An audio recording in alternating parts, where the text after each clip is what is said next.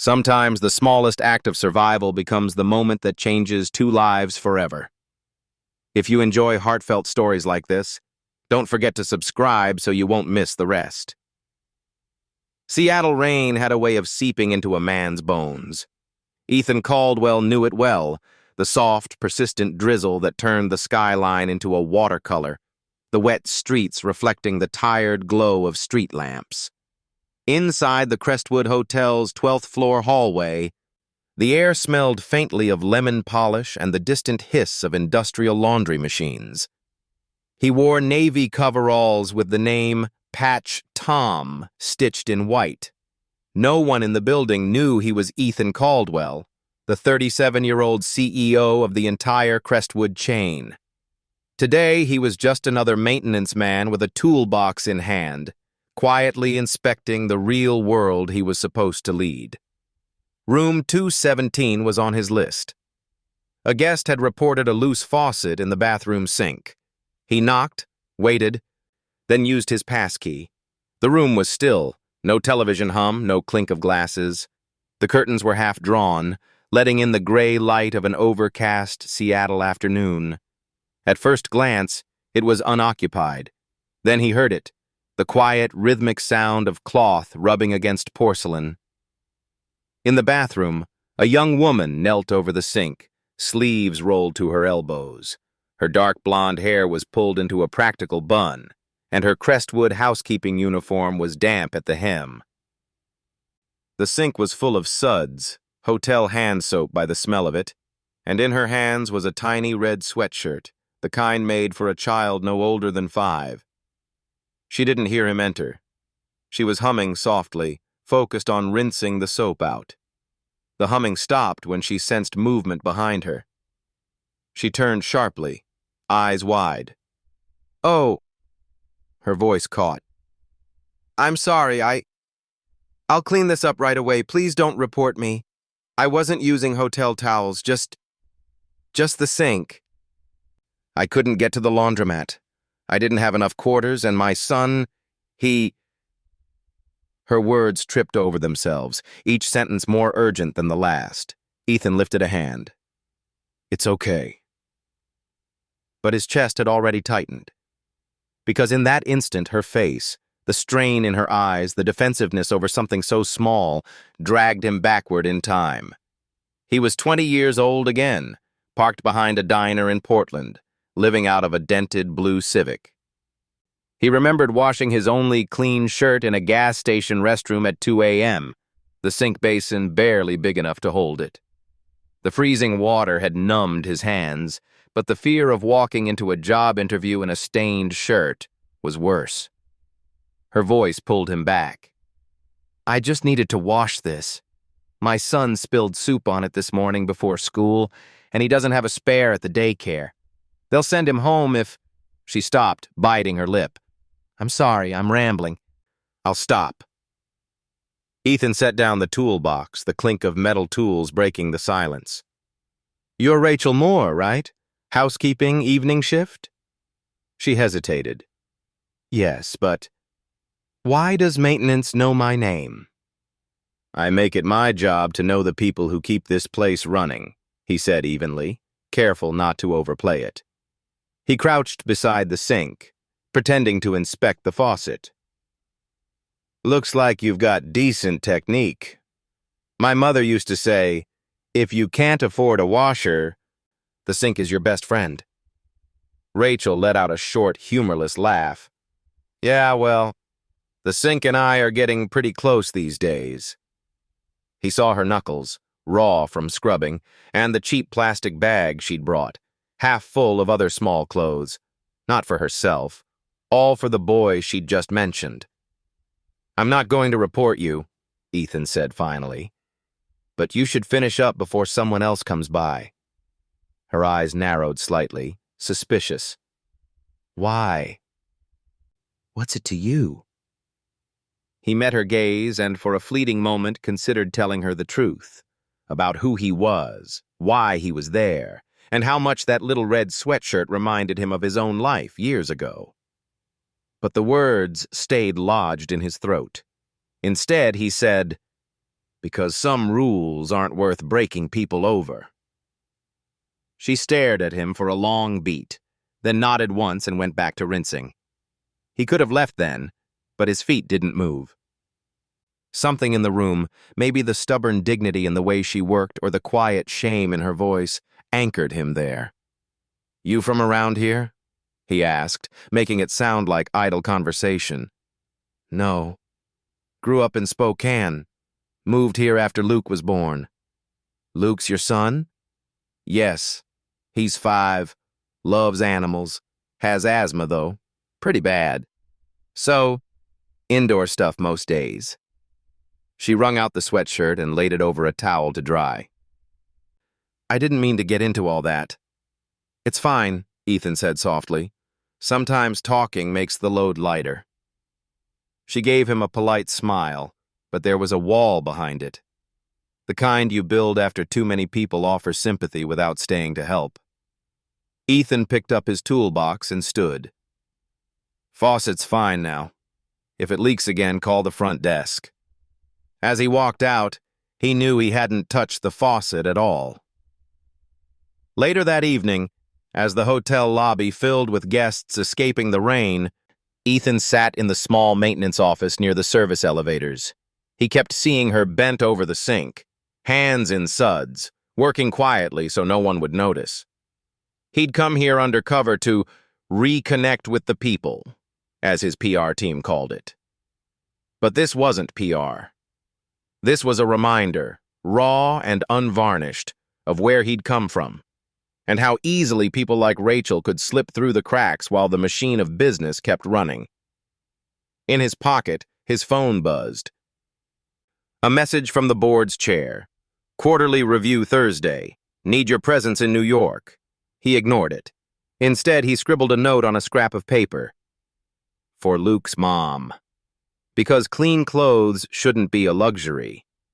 Then he reached into the supply cabinet and pulled out a sealed laundry soap pack and a voucher for 10 free washes at the laundromat down the street. He placed them in a plain paper bag. Tomorrow, he'd find a way to leave it in the staff lounge without her knowing it was him. For now, he just sat in the quiet, the sound of rain against the metal roof above him. Seattle rain had a way of seeping into a man's bones, but sometimes it washed something loose as well. The next morning, the hotel buzzed with the quiet rhythm of a weekday, the shuffle of suitcases rolling across marble floors, the low murmur of business travelers over coffee, the crisp swish of housekeeping carts against carpeted hallways. Somewhere in that quiet machinery, Rachel Moore pushed her cart toward the 11th floor, head down, list in hand. She had spent most of the night replaying her encounter with Tom, the maintenance man. Something about his eyes, too steady, too knowing, had unsettled her. Men who worked in hotels didn't usually notice details like her hometown or her son's name. She told herself it didn't matter. What mattered was making it through another shift without losing hours to petty complaints. In the staff lounge, her day began with a surprise. On the table near the microwave sat a plain paper bag. Someone had written her name on it in blocky, unfamiliar handwriting. Rachel. She looked around. 2 other housekeepers were hunched over their phones. A bellhop was filling his thermos with coffee, no one paying attention. Inside the bag was a sealed pack of premium laundry soap and a laminated voucher. 10 free washes. Seattle, Suds Laundromat. Valid until Deck 31. A folded note rested on top. For Luke's next adventure, every hero deserves clean armor. Rachel stared at it, her breath catching. Luke's name. And that phrase, next adventure. It echoed the way she'd spoken about him yesterday. A prickling warmth ran through her chest, but it was quickly followed by suspicion. Who would do this? And why? She tucked the bag into the bottom shelf of her housekeeping cart, as if hiding it would protect it from being taken away. Ethan Caldwell, back in his Navy coveralls, watched from a distance. He'd slipped into the lounge earlier that morning while the night shift was clocking out. Leaving the bag had been easy. Making sure she didn't know it was from him would be harder. By mid-morning, he had his excuse ready. He found her in the west hallway, just as she was stripping a bed in room Bolavendantine. "Light in the hallway's been flickering," he said casually, gesturing toward the ceiling fixture outside. "Mind if I check the wiring while you work?" Rachel shrugged. "It's not my hallway." He crouched on a step stool, removing the light cover with deliberate slowness. From where he stood, he could hear the soft thump of pillows being fluffed, the rip of fresh linens from their plastic wrap. "You've been here long?" he asked. "Almost a year. Before that I was, well, a lot of different places." Her voice had that guarded edge again, the one that said certain doors stayed locked. He took a gamble. "Ever think about going back to school?" Her hands paused over the bedspread. "Once," she said finally. "I was in a nursing program at Spokane Community College. 2 semesters in, Luke got sick. Bad asthma attack. I couldn't leave him with anyone, and I couldn't keep up the hours. So, here I am." Ethan kept his face neutral. Inside, the words landed like a stone in still water. She hadn't just been working hard. She'd been forced to trade a future for survival. By noon, the staff lounge was emptier than usual. Rachel sat at a corner table unpacking the sandwich she'd made at dawn. The bellhop from the morning shift, a wiry man named Kevin, leaned against the vending machine and smirked. "Nice bag you got there," he said. She frowned. "What bag?" "The one you were hiding in your cart this morning. What's in it? Perfume samples? Chocolate? Or is it from a secret admirer?" Rachel rolled her eyes. "Mind your own business, Kevin." He chuckled and walked away. But she knew how quickly gossip spread in this place. The last thing she needed was co-workers thinking she was getting special treatment.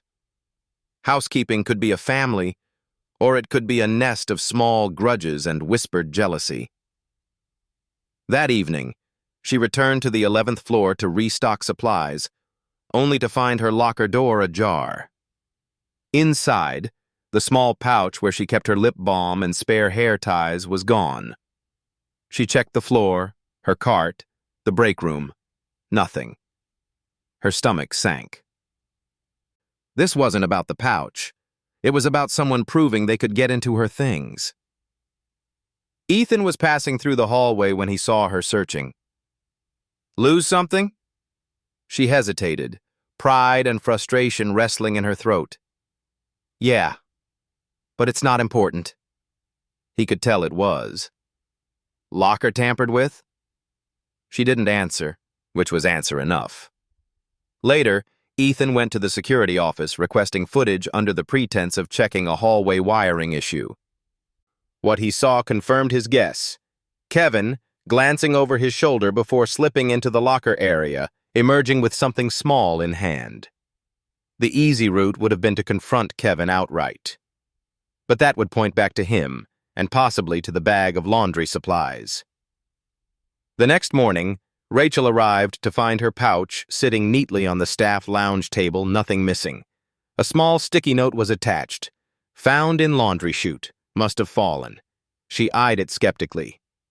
But the relief was real. That afternoon, she caught Tom in the service elevator. "You didn't happen to fix a locker issue for me, did you?" she asked. Ethan tilted his head. "Lockers aren't my department." Her mouth curved into a tiny smile, the first he'd seen from her. "Right, of course not." Luke was the topic that broke the ice between them for real. She mentioned him in passing, how he'd been drawing whales lately, how his daycare teacher had borrowed a book about coral reefs. Ethan listened like every detail mattered. "You know," he said, "the Pacific Science Center has an exhibit on marine life. They've got a huge model of a blue whale heart, big enough for a kid to crawl through." Her eyes lit for a moment before she caught herself. Sounds expensive. Not on the right day, he said. Look into their free Sundays. By the end of the week, Rachel's suspicion had softened into something more complicated. She still didn't know who had left the laundry supplies, but Tom had a way of being nearby when things went wrong, without ever asking for thanks. That Saturday, she found another small surprise. A packet of eco-friendly dryer sheets tucked into her cart. No note this time. She looked around the hallway. Empty. But down at the far end, she caught sight of him, toolbox in hand, checking an electrical panel. He didn't look her way. Rachel shook her head, smiling despite herself. Whoever he was, he had a knack for making help feel like coincidence. And for the first time in months, she didn't feel entirely alone in the long, silent corridors of the Crestwood Hotel. Gasworks Park in Seattle was the kind of place where the city seemed to breathe again, wide green slopes rolling down toward the glittering water of Lake Union, rusted industrial towers turned into sculptures, kites bending the sky into ribbons of color. Ethan hadn't planned to be there on a Thursday afternoon. A canceled lunch meeting had left him restless, so he'd taken a walk instead of heading straight back to the hotel. He'd bought a coffee from a food truck and found a bench facing the lake. That's when he saw her. Rachel Moore. No uniform today, just a faded blue hoodie and jeans, was sitting on a blanket spread across the grass. Beside her, a boy with sandy brown hair and the same steady eyes as his mother was kneeling over something in his lap. Even from a distance, Ethan could see the small nebulizer mask in the boy's hands. He was carefully connecting it to a portable machine, the kind parents of asthmatic kids always carried. Rachel crouched beside him, checking the tubing with a quiet competence that spoke of too many rehearsals of the same routine. When the treatment started, the boy leaned back against her knees, breathing the medicated mist while she smoothed his hair. She was talking to him softly, pointing toward a dog chasing a frisbee. His little smile was quick and shy, but it stayed.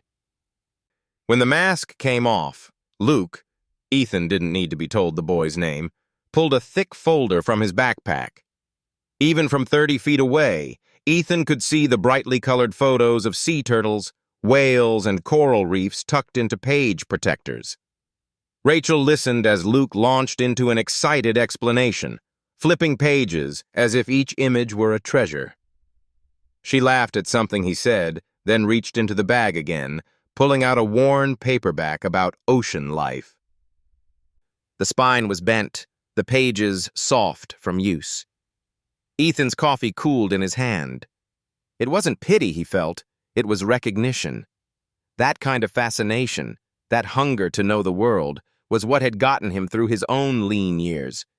He could have walked away. He almost did. But before he left the park, he detoured past a small waterfront bookstore tucked behind the docks. Inside, he found a large illustrated book titled Life Under the Sea, full-page photographs of reefs, shipwrecks, and creatures most people never saw outside documentaries. That night, after most of the staff had gone home, Ethan slipped the book into Rachel's locker. He added a small card for Luke's next adventure. The next morning, Rachel opened her locker and froze. She didn't need to guess this time. It was the same handwriting as the laundry voucher. Whoever this silent benefactor was, they knew about Luke, about his love for the ocean. She tucked the book into her bag, planning to bring it to Luke that evening. But as she turned, she nearly collided with Tom in the narrow hallway outside the lounge. He steadied her with a quick hand to her elbow. Careful. These hallways have a way of narrowing when you least expect it. Rachel gave a cautious smile. Right. And I suppose you had nothing to do with a certain book that turned up in my locker? He raised an eyebrow, feigning confusion. Book? Yes, a book. About the ocean. Luke's going to love it. That's so. She narrowed her eyes. You have this strange habit of being around right after something good happens. Ethan let the corner of his mouth lift just slightly. Maybe you just notice the good things more than you think. That evening, Luke sat cross-legged on the couch in their small apartment, the new book spread open across his lap. Mom, did you know some jellyfish can glow in the dark?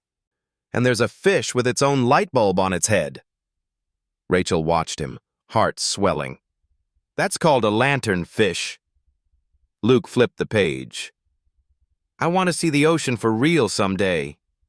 Her throat tightened. Maybe you will. Back at the hotel, Ethan passed Rachel in the service corridor later that week. You know, he said casually, there's a place you might like. The Seattle Aquarium. Kids love it. Rachel laughed softly. I'll add it to the list. Right after groceries and rent. I hear they have discount days, Ethan said. Might be worth checking. She studied him for a moment, as if weighing something. Then she nodded once, accepting the suggestion without the suspicion she might have had a week ago. A few days later, Rachel caught him in the staff lounge, replacing a light bulb. Luke loved the book, she said, her voice gentler than before. I'm glad, he replied simply. She hesitated, then added, You're not like the others here. Most people don't notice anything beyond their own shift. Ethan shrugged. I notice enough. When Ethan left work that night, the memory of Luke's eager eyes stayed with him. He thought of himself at that age, wanting something so far beyond his reach, it might as well have been another planet. And he wondered, not for the first time, how far a little recognition could carry someone. By late September, Seattle's sky had taken on that familiar steely shade that seemed to press down over the city. The Crestwood Hotel hummed with activity, corporate retreats, weekend tourists, and the usual influx of last-minute bookings from the ferry terminal. Rachel had learned to navigate the busier weeks with quiet efficiency, keeping her head down, avoiding unnecessary conversations. But no amount of discipline could stop trouble from finding her. It started with a single knock on the housekeeping lounge door. The manager, Denise Harper, stood there with her clipboard tucked under one arm and a look that could curdle milk. Rachel Moore, my office, now. Rachel froze mid-fold, the pillowcase slipping from her hands. Denise wasn't the kind of person who summoned you for casual chats. Inside the office, 3 people were already waiting. 2 from the front desk staff and 1 from maintenance. Spread across Denise's desk was a set of crisp white linens, folded neatly except for a dark gray smear running diagonally across the top sheet. Recognize this? Denise asked, tapping the fabric with her pen. Rachel looked from the sheet to Denise's face. It's a bed sheet. A VIP bed sheet, Denise corrected. From the penthouse suite. Rachel blinked. I didn't work the penthouse yesterday. You did the day before, one of the front desk staff chimed in. Guest checked out yesterday morning, reported the sheet was stained. This is on your record, Rachel. And I don't tolerate negligence in my team. Her chest tightened. That's not mine. I strip and replace every bed I touch. If something's dirty, it goes to laundry, not back on a bed. Denise gave a slow, almost theatrical sigh. We'll be reviewing your performance. Again. Ethan walked past the office just in time to hear the edge in Denise's voice. He slowed, catching fragments. VIP guest. Unacceptable. Your record. Something in his gut told him to step inside. He pushed open the door without knocking. Everything okay in here? He asked, keeping his tone neutral. Denise's eyes flicked up. Maintenance doesn't need to involve itself in housekeeping issues. Ethan ignored the jab and stepped closer to the desk. What's the issue? Rachel looked away, jaw tight. Denise jumped in. We have a VIP guest who claims the bed linen was dirty on arrival. Rachel here was the last to service that suite. Ethan studied the sheet. The smear was wide but faintly powdery, not the kind of mark a housekeeper would leave unnoticed. He reached out, rubbing the edge of the stain between his fingers.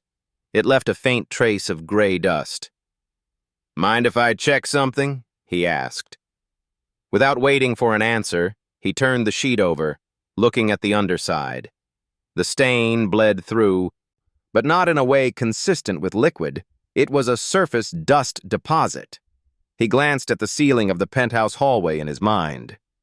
He'd been up there last week repairing a flickering light, and he remembered the vent cover above the headboard, caked in dust, barely secured. "This isn't laundry residue," Ethan said firmly. "It's HVAC dust." Denise frowned. "Excuse me?" "Ventilation dust," Ethan clarified. "The AC vents in the penthouse haven't been cleaned in months. When the air kicks on full blast, particles can drop onto whatever's underneath. In this case," he tapped the sheet, "a freshly made bed." The front desk staff shifted uncomfortably. Rachel looked up, the tension in her shoulders easing just a fraction.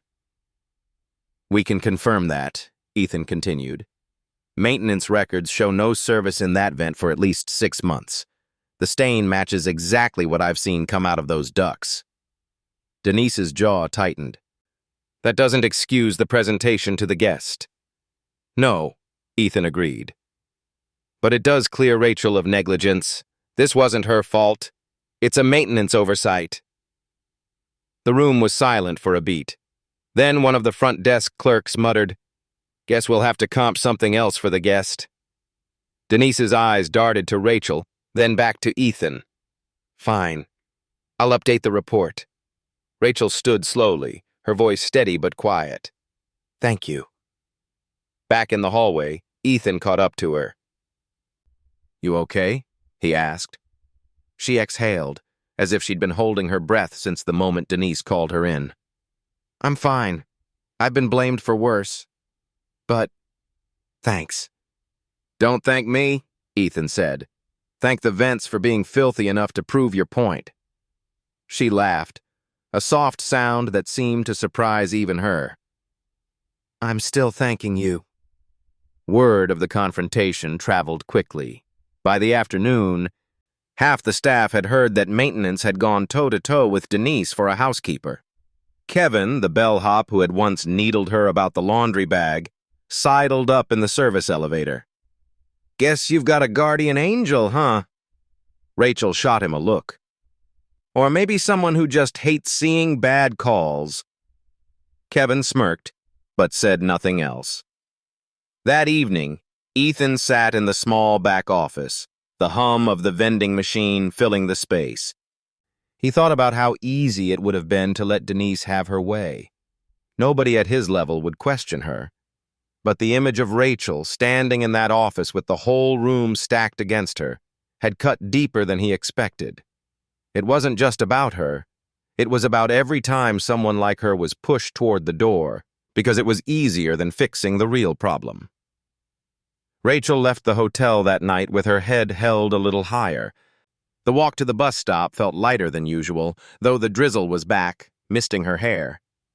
When she got home, Luke was waiting at the window, waving his new book in the air. "Mom, did you know sharks don't have bones?" She laughed, dropping her bag on the couch. "Tell me all about it while I make dinner." And as he launched into his explanation, she thought about the man in the maintenance uniform who seemed to know exactly when to step in, and exactly how to make the truth undeniable.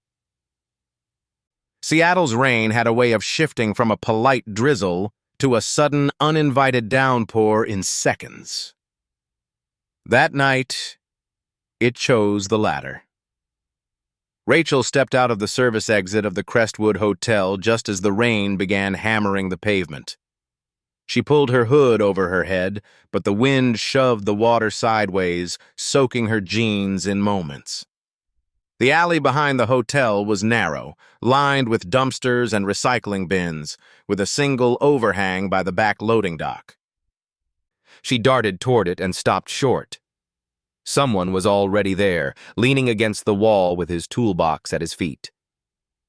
"Tom," she said, catching her breath. Ethan looked up from the phone in his hand. "Evening, Rachel. You're off late." "Double shift," she said, tucking a damp strand of hair behind her ear. "They needed someone to cover the 7th floor." He nodded, slipping his phone into his pocket. "You?" "Just finishing up some wiring checks. Thought I'd wait the rain out." A gust of wind swept through the alley, spraying them both with fine mist. Rachel shivered. Without a word, Ethan unzipped his coveralls, pulled out a dark navy jacket from underneath, and held it toward her. She hesitated. "I'll get it wet." "It's already wet," he said simply. She took it, wrapping it around herself. The lining was warm, smelling faintly of cedar and something sharper. Soap, maybe. For a few minutes, they stood in companionable silence, the rain pounding on the metal roof above them. Then Rachel spoke. "You ever think about the cheapest meal you ever loved?" Ethan chuckled. "That's specific. Luke asked me tonight why we don't go out to eat more. I told him sometimes the best meals aren't the expensive ones." She smiled faintly. "For me, it's instant ramen, chicken flavor. Add a boiled egg if it's a special occasion." Ethan's eyes warmed. "Mine was the 99-cent breakfast burrito from a gas station in Portland.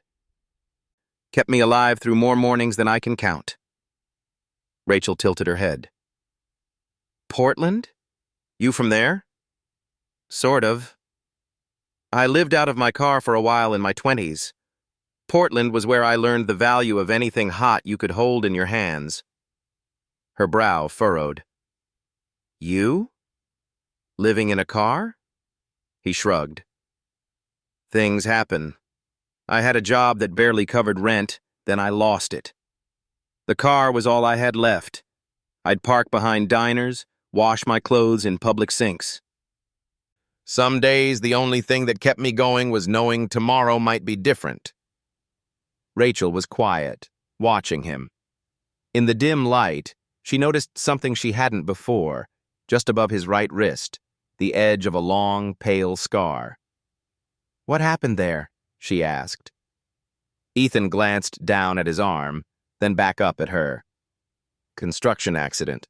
Before all this."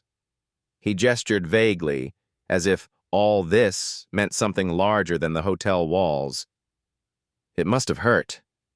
"It did," he said, his voice low. "But it healed. Things usually do, if you give them enough time and attention." The rain didn't let up, but the alley felt warmer somehow. "Luke ever see the ocean?" Ethan asked. Rachel shook her head. "No. Closest he's gotten is the lake. With his asthma, I have to be careful. Cold wind, salt air, could set him off." "Still," Ethan said, "sounds like something worth planning for." She looked at him, a mix of curiosity and caution in her eyes. "Why do you care so much?" He met her gaze evenly. "Because I know what it's like to want something and not have anyone believe you'll get it." When the rain finally thinned to a drizzle, Rachel stepped out from under the overhang. "Thanks for the jacket," she said, starting toward the bus stop. "Keep it," Ethan replied. She turned. "I can't." "You can," he said, "and you should. Seattle's rain doesn't go away just because you're not ready for it." Her lips curved into the smallest of smiles. "Good night, Tom." "Good night, Rachel." That night, back in his apartment overlooking the Sound, Ethan hung his damp coveralls to dry and stared out at the water. He'd told her more about his past than he'd told anyone in years. He wasn't sure why. Maybe because she listened without trying to fix him. Maybe because she looked like someone who deserved a hand when the rain came down hardest. The staff lounge at the Crestwood Hotel was unusually noisy for a Tuesday afternoon. The rain outside had turned into a steady curtain, making the windows look like blurred watercolors. Rachel was on her break, curled in a corner chair with a paper cup of tea.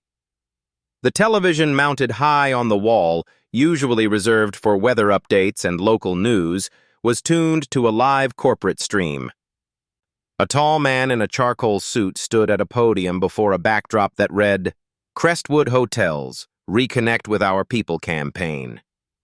The caption at the bottom of the screen read, "Ethan Caldwell, CEO, Crestwood International." Rachel's breath caught before her brain caught up. It was him, not Tom, the quiet maintenance man with the easy smile and a habit of showing up when she needed help. Not the man who handed her his jacket in the rain, or who seemed to know just the right thing to say to Luke's endless questions. Ethan Caldwell, the man in the video, was standing there in an immaculate suit, speaking in a voice she recognized instantly, though now it was amplified and deliberate. "I believe," he was saying, "that the heart of this company lies not in the boardroom, but in the hallways, the service elevators, and the quiet places where work gets done without recognition. Reconnect with Our People is about closing the gap between leadership and the teams who make our hotels possible." Applause from the audience filled the small lounge through the tinny speakers. Rachel sat frozen. The words might have been about connection, but all she could hear was the hollow echo of something he'd said to her weeks ago in the service hallway. Some rules aren't worth breaking people over. He had made her believe he was one of her own, a man who understood the grind because he lived it. Now, she realized, it had been a half-truth at best. He had lived it once, maybe, but now he was on the other side. The side that decided how many housekeepers covered a floor, how much time they had to turn a room, how little they were paid for the effort. When the stream ended, Rachel stood abruptly, her tea cooling on the table. She didn't even notice Denise, the manager, smirking in the corner as she walked past. She found Ethan in the west hallway, still in his coveralls, leaning over a cart of tools. "So," she said flatly, "maintenance man, huh?" He straightened slowly, the flicker of something, regret, passing through his eyes. "Rachel, don't," she said, holding up a hand. "Don't explain. I get it now. You come down here, play the good guy, pretend you're one of us. Makes a nice story for your campaign, doesn't it? It's not like that, isn't it? You lied. You let me tell you things about my life, about Luke, while you stood there knowing you were... What? One of the people making decisions that keep us barely above water? That's exactly why I'm here, he said, his voice low but urgent. Because I know the system is broken.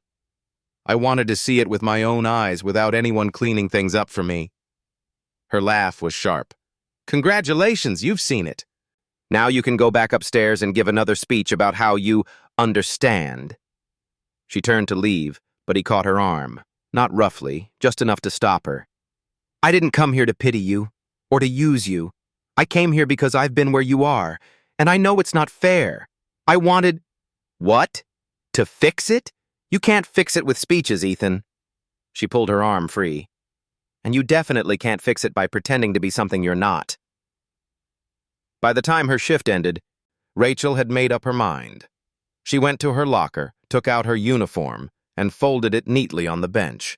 She left her staff badge on top, along with the small paper bag that had once held laundry soap. She didn't leave a note.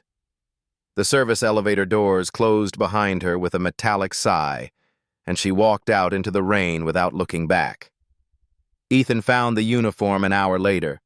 For a long time, he just stood there in the empty lounge, but the muted sounds of the hotel carrying in from the hallway. He picked up the badge, running his thumb over the raised letters of her name. He could call her. He could have security track her down in minutes. But something told him that if he wanted her to listen, it wouldn't be through an order or a summons. It would have to be somewhere she chose to be. That night, Rachel sat at her small kitchen table. Luke asleep in the next room. The quiet felt heavier than usual. She told herself she'd done the right thing, walking away before she became part of someone's PR project. But when she looked at Luke's book on the coffee table, the one about life under the sea, she felt that same prickling warmth she'd tried to ignore before. She didn't know if she was angry because Ethan had lied, or because part of her had started to trust him. The Seattle waterfront was alive with the sounds of a community gathering, children laughing over face paint, the distant hiss of espresso machines from dockside cafes, the rhythmic slap of waves against the pier. A white tent stood near the edge of the harbor, filled with folding chairs, tables of donated goods, and the low hum of volunteers preparing for the evening's program. The fundraiser was for the Breath Easy Foundation, a local nonprofit supporting children with asthma and respiratory illnesses. Rachel had volunteered for the event weeks ago, long before she knew Tom was actually Ethan Caldwell. Tonight, she was wearing a simple cream sweater and jeans, her hair pulled back in a low ponytail, and a name tag that read, Volunteer, Rachel. She kept herself busy, stacking bottled water, refilling napkin dispensers, anything that would keep her moving and away from conversations about hotels, CEOs, or the reasons she'd walked away from her job. Ethan spotted her before she saw him. He had debated for days whether to come. The moment she left the Crestwood, she had taken more than just her uniform. She had taken the quiet, unspoken connection they'd been building. But when his assistant mentioned that the Breath Easy Foundation's annual fundraiser was being held on the pier, he knew it was his only chance. He wasn't there as the CEO tonight. Not officially. He wore a navy pullover and dark jeans, his hair slightly tousled by the harbor wind. But the organizers had recognized him. Of course. They'd asked if he'd like to say a few words as one of the event's top donors. At first, he'd refused. Then he saw Rachel near the far end of the tent, wiping down a table, her back to him. The MC stepped up to the microphone. Ladies and gentlemen, before we close the silent auction, we have a very special guest with us tonight, someone whose contribution has helped fund critical breathing equipment for dozens of local families. Please welcome Mr. Ethan Caldwell. Rachel froze mid-wipe, her hand tightening around the cloth. She turned slowly, and there he was, walking up to the stage, the harbor lights flickering behind him, a paper in his hand that he didn't look at once. "Good evening," he began, scanning the crowd without rushing. "I was told I should prepare remarks for tonight, but I'd rather tell you a story instead." His voice carried easily over the sound of the water.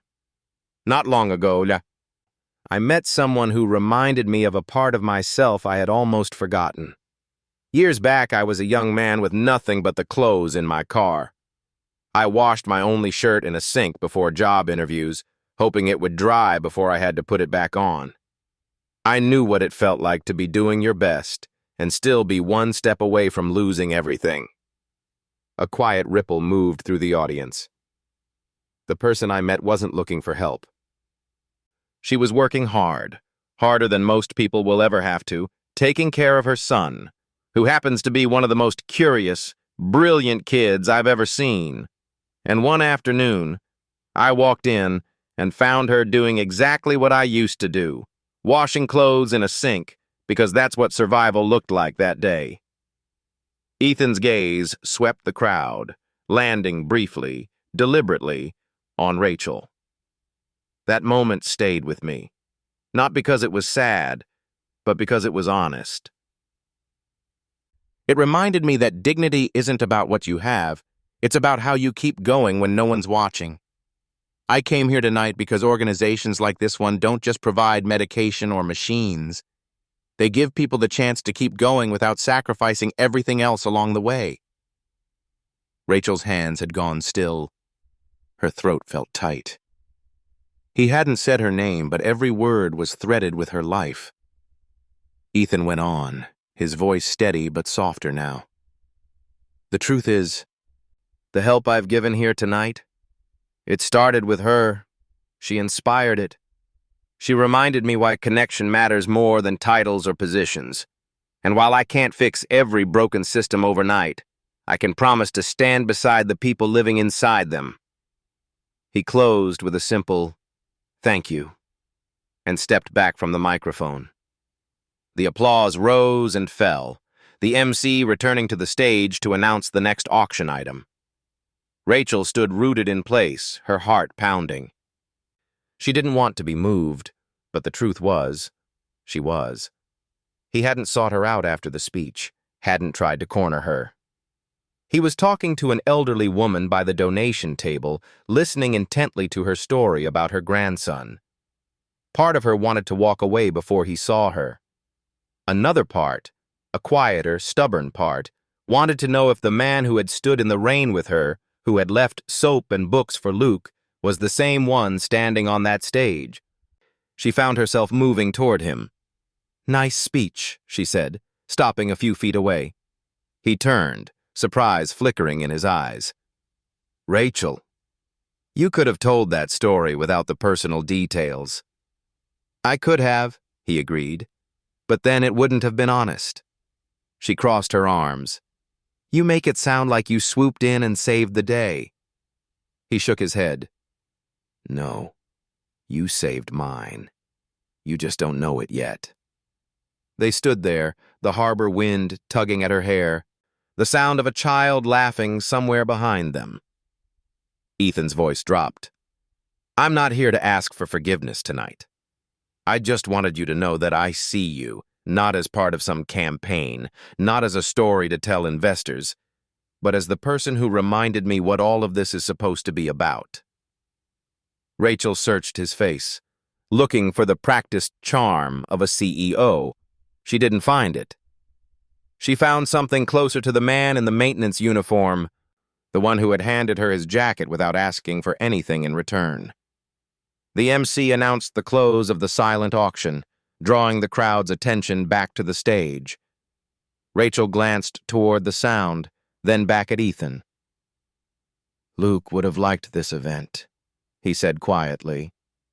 She hesitated, then allowed herself the smallest smile. "Maybe next year." 2 weeks had passed since the fundraiser on the Seattle waterfront. 2 weeks of Rachel replaying Ethan's words in her head. 2 weeks of telling herself she didn't miss the hotel, the long hallways, or the quiet moments between room turnovers where she'd sometimes catch him watching her with that unreadable look. But the truth was, she missed more than she wanted to admit. She missed the feeling of belonging, fragile as it had been, in a place where every day had its rhythm. She missed the way Luke's eyes lit up whenever she came home with another one of Tom's mysterious gifts. And though she hated herself for it a little, she missed him. It was a Monday morning when she found herself standing outside the Crestwood Hotel again. The building's glass facade reflected the pale autumn sky, and the automatic doors opened with the same whoosh of conditioned air she remembered. Inside, the lobby was its usual self. Business travelers wheeling suitcases, couples checking in for early vacations, the faint scent of coffee drifting from the cafe near the front desk. She spotted Denise behind the counter, clipboard in hand. For a moment, Rachel thought about turning around and walking back into the drizzle outside. But then a voice came from behind her. "Rachel?" She turned. It was Marisol, one of the senior housekeepers, her face breaking into a wide smile. "You're back?" "Maybe," Rachel said cautiously. "I'm not sure if there's even—" "Come on," Marisol interrupted, grabbing her hand. "You need to see this." Marisol led her through the staff hallway to the lounge. Conversations stopped mid-sentence as people noticed her. Kevin, the bellhop who'd once teased her, raised a hand in greeting. Even the night shift laundry attendant, who barely spoke to anyone, gave her a nod. "What's going on?" Rachel whispered. Marisol pointed to the bulletin board near the time clock. Taped there was a laminated memo, printed on official letterhead. "Effective immediately. Full medical coverage available for all full-time staff and their immediate families." New emergency assistance fund for single parents. Paid leave for employees caring for children with chronic health conditions. Tuition assistance for employees returning to school. At the bottom, in a bold signature, was Ethan Caldwell, CEO. Rachel stared at the list, her eyes lingering on the words Emergency Assistance Fund. She thought about the times she'd rationed Luke's inhaler because she wasn't sure if she could afford the refill before payday. "You didn't hear?" Marisol asked. "He announced it last week. Said it was time the people running this place felt supported, not replaceable." Rachel swallowed hard. "And they're okay with me coming back?"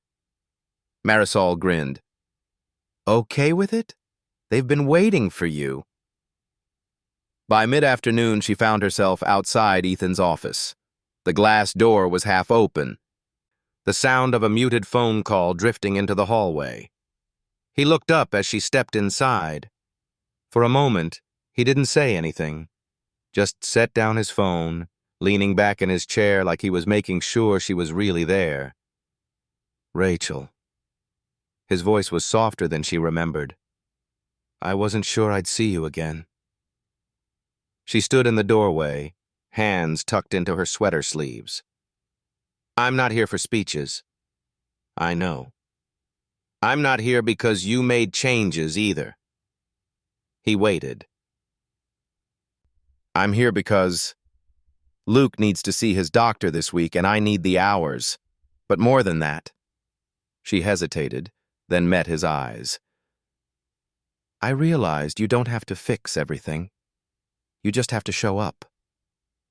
Something flickered across his face. Relief, maybe, or gratitude. "I can do that." An hour later, she was back in uniform. It felt strange and familiar all at once, the fabric a little stiff from being freshly issued. Colleagues greeted her with smiles and pats on the arm, even Kevin managing a sheepish, "Good to have you back." She found Ethan again just as he was slipping his suit jacket on. "Where are you going?" she asked. "Board meeting, but it can wait." "For what?"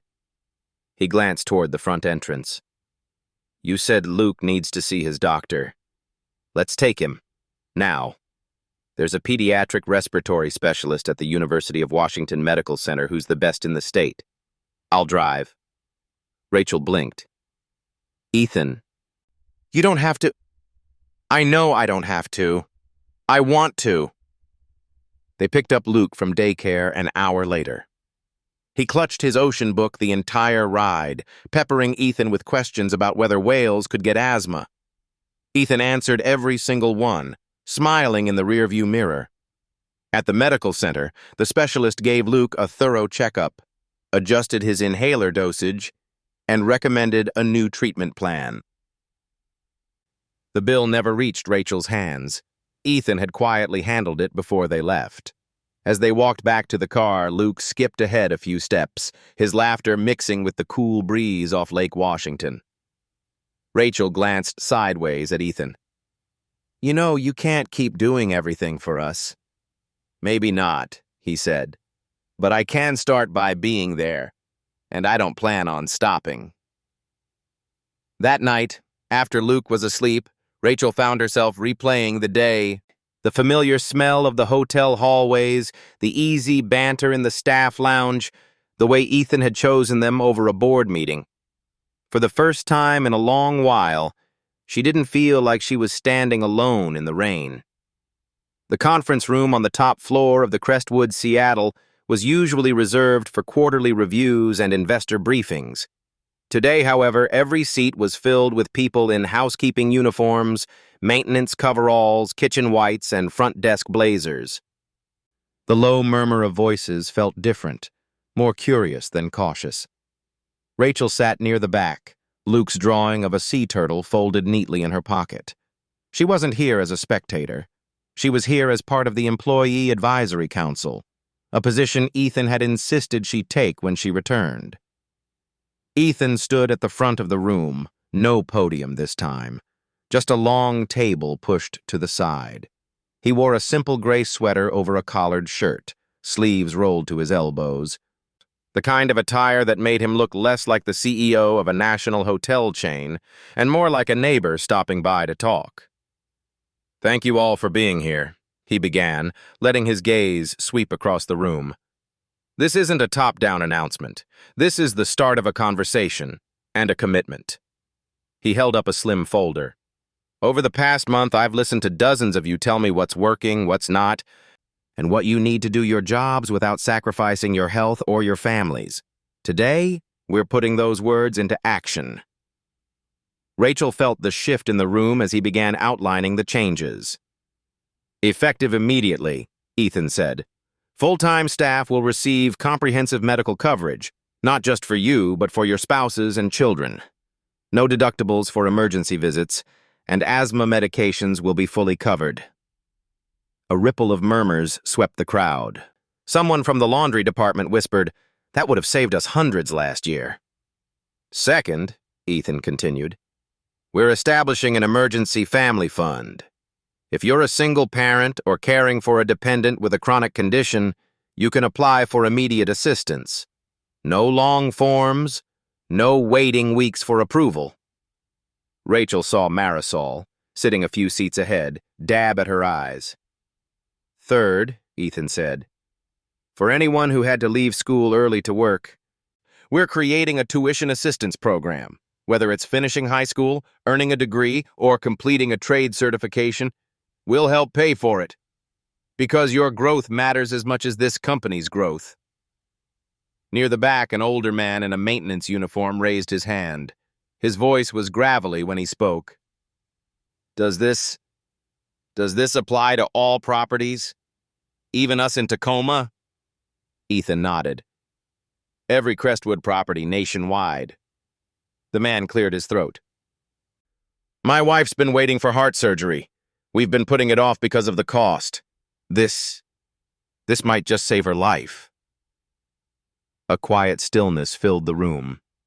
Rachel felt the sting of tears pressing at the back of her eyes.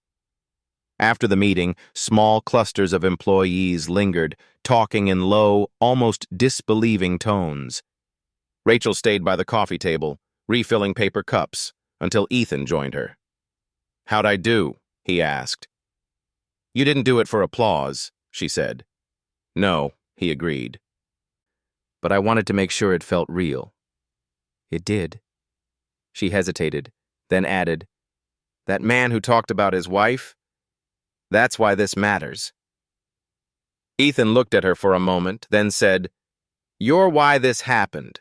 The night I walked into room 217 and saw you at that sink. I thought I was there to learn about my employees. Turns out, I was there to remember who I was." Later that afternoon, Rachel attended her first official advisory council session. The group gathered in a smaller conference room. 6 employees from different departments, Ethan at the head of the table, a whiteboard already filled with notes from previous conversations. They discussed scheduling flexibility for parents, meal allowances for staff working double shifts, and even the possibility of creating a quiet room for breaks. Ethan listened, asked questions, and wrote everything down. When the meeting wrapped, Rachel stayed behind. "You're actually going to do these things?" she asked. He smiled faintly. "One at a time, but yes, otherwise this council is just decoration, and I don't do decoration." By the time Rachel clocked out that evening, the autumn light was fading into gold. In the lobby, she passed the older maintenance man from earlier. He stopped her. "You're Rachel, right? You're the one who got him to start all this?" She shook her head. "No. I just reminded him why it matters." "Well," he said, voice thick, "you reminded the rest of us, too." That night, Luke sat at the kitchen table working on a new drawing of a coral reef. "Mom?" he asked without looking up. "Does your boss still give people soap in secret?" Rachel laughed. "I think now he just gives them what they actually need, out in the open." Luke grinned. "Good. I like him better that way." The Seattle Aquarium had been transformed into something almost magical. Soft blue lighting bathed the halls, making the tanks glow like portals into another world. Schools of silver fish shimmered past coral reefs behind glass. Sea otters floated lazily in their habitat, and the faint scent of salt water lingered in the air. Rachel guided Luke through the entrance, his hand small but warm in hers. His eyes were wide, darting from one glowing tank to another. "Mom! Look! A real jellyfish!" he shouted, pointing at the pulsating bell of a moon jelly drifting like a slow-motion parachute. She laughed. "Don't worry, they can't sting through the glass." Just then, a voice behind them said, "I think I know someone who can give you the full tour." They turned to see Ethan, standing with a small group of aquarium staff. He was dressed in a navy blazer over an open-collared shirt, but he wasn't in CEO mode tonight. His smile was easy, warm, without any trace of the guardedness Rachel had seen in their earliest days. Luke beamed. "You came!" "Of course," Ethan said, kneeling so he was eye level with the boy. "You didn't think I'd miss your birthday, did you?" Luke's eyes widened even more. "Wait, this is my birthday?" Rachel raised an eyebrow. "Surprise." Ethan gestured toward the central hall. "Come on, there's more." They walked through a long, dim tunnel where glass curved overhead, creating the illusion of walking under the sea. Sharks glided silently above them, rays sweeping past like ghostly kites. Luke pressed his hands to the glass, turning his head to follow every movement. At the end of the tunnel, a private party room had been set up. A long table was covered with a blue tablecloth dotted with seashells. In the center was a cake shaped like a coral reef, complete with edible dolphins leaping from sugar waves. Luke gasped so loudly Rachel thought he might run out of air before using his inhaler. "This is all for me?" "All for you," Ethan said. The next hour was a blur of laughter, games, and small miracles, like Luke getting to feed a sea otter, or touching the cool, slippery skin of a starfish in the tidal pool exhibit. The aquarium staff had gone all out, guiding him through activities and answering every question he could think of. Rachel watched from a few feet away, her heart full. For the first time in months, she saw Luke forget about the inhaler in his backpack, the limitations of his condition, the weight of being a child whose life revolved around careful routines. And she knew this wasn't about extravagance. It was about being seen, completely, without the shadow of scarcity hanging overhead. When it came time for the cake, Luke sat between Rachel and Ethan. The staff dimmed the lights, and the glow of the aquarium tanks painted their faces in shifting blues and greens. "Make a wish, buddy," Ethan said as the candles flickered. Luke closed his eyes tight, his small hands clenched in concentration. Then he blew out the candles in one determined breath. "What did you wish for?" Rachel asked gently. Luke grinned. "If I tell you, it won't come true." Ethan chuckled. "That's the rule." But Luke's gaze lingered on Ethan, and a moment later he asked, "Can I break the rule just this once?" Ethan tilted his head. "I guess you can." Luke's voice was small but sure. "I wished you could be my new dad." Rachel's breath caught. Ethan didn't look away from Luke's face. "I'd like that," he said quietly. The words carrying more weight than any speech he'd ever given. Luke beamed, leaning against him like it was the most natural thing in the world. After the cake was gone and the last of the guests had left, the three of them wandered back toward the pier outside. The sun was sinking behind the Olympic Mountains, streaking the sky with gold and violet. They stood at the railing, the salt air cool against their cheeks, watching the last ferry of the day glide across the water. Rachel slipped her hand into Ethan's. He didn't look at her right away, just closed his fingers around hers. "You've done a lot for us," she said. "Not just tonight. All of it." He shook his head. "You've done more for me. You made me remember why I started any of this in the first place. And you reminded me that fixing systems is important, but showing up for people is what matters most." Luke leaned against the railing between them, his eyes tracking a seagull swooping low over the water. "This is the best birthday ever," he said with a yawn. Rachel smiled. "It's just the beginning." They stayed there a little longer, the three of them framed by the fading light.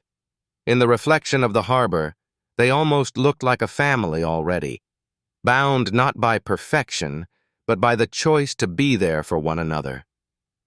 And as the first evening stars appeared over Seattle, Rachel knew her life had come full circle, from that sink in room 217 to this moment at the pier, only now she wasn't standing alone. Sometimes family isn't the one you're born into. It's the one you choose, the one that chooses you back, even in the unlikeliest of places. And so, from a small sink in room 217 to the glowing waters of the Seattle Aquarium, this story has come full circle. It's a reminder that sometimes the smallest acts of kindness ripple out into the biggest changes, not just in one life, but in many. If you've stayed with us all the way to the end, thank you. Your time means more than you know, and it's your heart for stories like this that keeps us telling them.